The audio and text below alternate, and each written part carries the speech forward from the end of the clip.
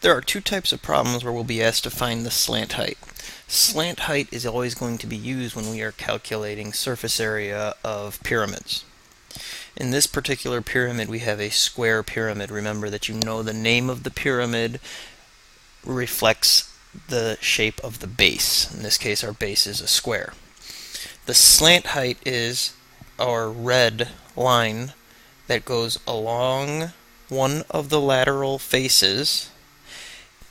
Some important key pieces of information about our slant height.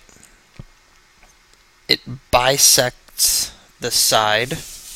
It starts at the vertex, bisecting the opposite side, and it's perpendicular to that opposite side. Examining the situation we have here, we see that our dashed blue line is our height.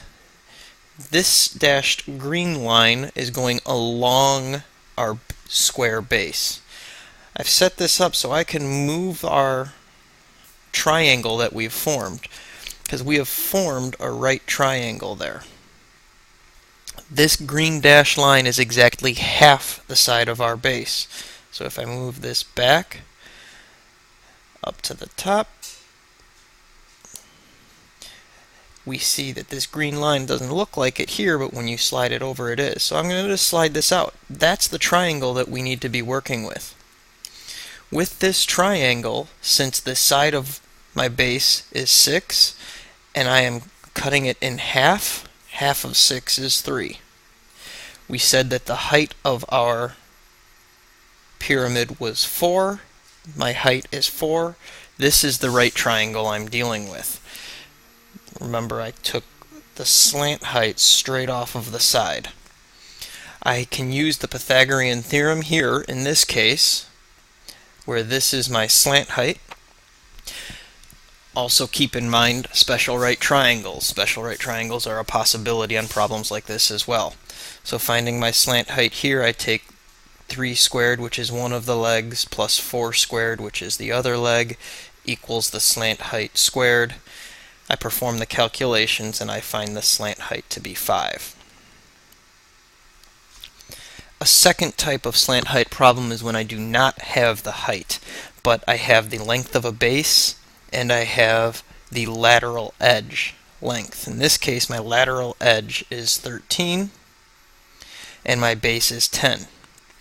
My slant height is still coming from my vertex meeting at the midpoint of the side of your base at a 90-degree angle, so it's perpendicular.